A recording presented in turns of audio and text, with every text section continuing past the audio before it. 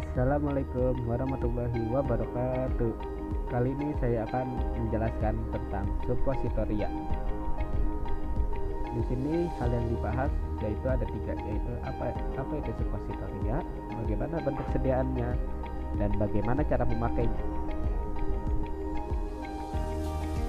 Sebenarnya apa sih itu suppositoria? Pada farmakope 4, suppositoria adalah sediaan padat yang digunakan melalui dubur, berbentuk torpedo, dapat melunak atau meleleh pada suhu tubuh. Yang kedua, suppositoria secara umum, suppositoria adalah sediaan padat dalam berbagai bobot dan bentuk yang diberikan melalui rektal, vagina, atau uretra, umumnya meleleh, melunak, atau larut pada suhu tubuh.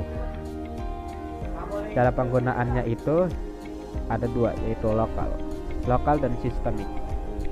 Lokal untuk memudahkan defekasi, mengobati gatal, iritasi, dan inflamasi karena hemoroid atau antibakteri Bacilla bentuk uretral.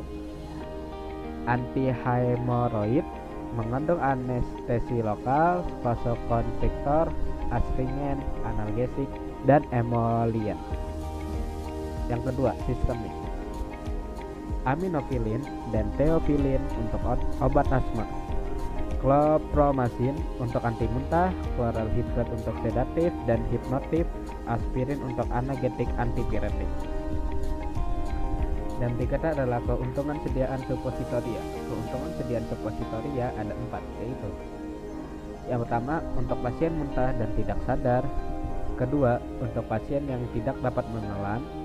Yang ketiga, menghindari pengerusakan oleh enzim pencernaan. Dan yang terakhir adalah menghindari bionfarmasi di hepar dan perangsangan lambung oleh obat. Dan di sini ada kerugian sediaan suppositoria, yaitu ada 3. Yang pertama, tidak menyenangkan.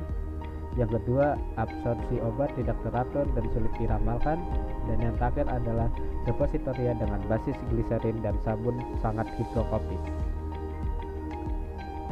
Di sini ada jenis-jenis sediaan suppositoria, bisa kalian lihat. Gambar yang pertama itu berbentuk torpedo, yang kedua itu berbentuk bulat, yang ketiga itu berbentuk seperti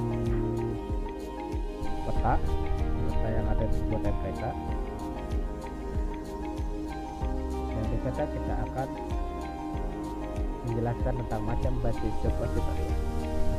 Basis suppositoria ada 3, yaitu basis lemak, basis larut dalam air, dan basis emulsi. Dan kali ini saya akan menjelaskan tentang apa sih itu basis lemak.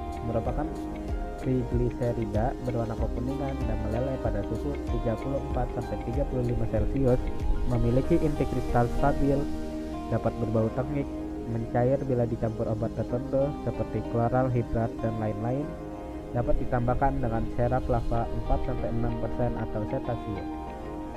Yang kedua ada basis larut dalam air, stabil dalam penyimpanan, tidak meleleh karena panas, karena melarut dalam cairan tubuh, dapat menimbulkan iritasi, penggunaan dibasahi dengan terlebih dahulu, BM antara 300-6000, kurang dari 1000, berbentuk cair, titik lebur 37-63 Celcius. Dan yang terakhir basis emulsi, campuran gliserin dan sabun. Berikutnya adalah syarat ideal basis. Syarat ideal basis ada 4. Yang pertama, dapat meleleh pada suhu tubuh, larut, atau terdispersi dalam cairan tubuh. Yang kedua, tidak toksin, tidak menimbulkan iritasi pada selaput lendir. Yang ketiga, dapat bercampur dengan obat-obatnya. Yang keempat, dapat dicetak dengan cara penuangan. Dan kali ini saya akan menjelaskan tentang polimorfisme.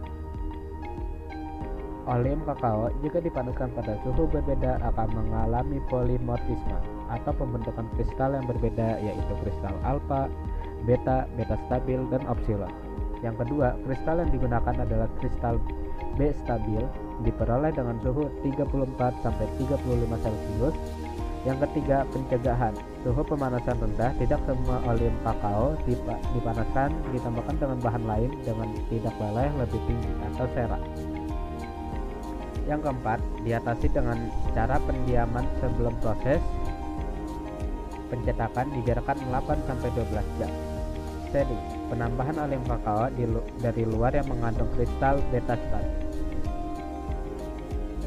Polimorfisme oleum kakao ada 4, yaitu bentuk A atau alfa terjadi jika lelehan oleum kakao tadi didinginkan dengan segera pada suhu 0 Celcius dan bentuk ini memiliki titik lebur 24 Celcius atau menurut literatur lain 22 Celcius. Yang kedua, berbentuk beta atau B terjadi jika lelehan oleum kakao tadi diaduk-aduk pada suhu 18-23 Celcius dan bentuk ini memiliki titik lebur 28-31 Celcius. Yang ketiga, bentuk beta stabil terjadi akibat perubahan bentuk secara perlahan-lahan disertai kontraksi volume dan bentuk ini mempunyai titik lebur 34-35 Celcius. Yang keempat, bentuk G atau gamma terjadi dari pendinginan lelehan oleum kakao yang sudah dingin sampai atau 20 Celcius dan bentuk ini memiliki titik lebur 18 Celcius. Berikutnya adalah bahan tambahan atau adjuvan. Bahan tambahan itu terdiri dari 8 kategori. Yang pertama, meningkatkan homogenitas beo dan basis, penambahan pembasahan untuk melapisi bahan obat.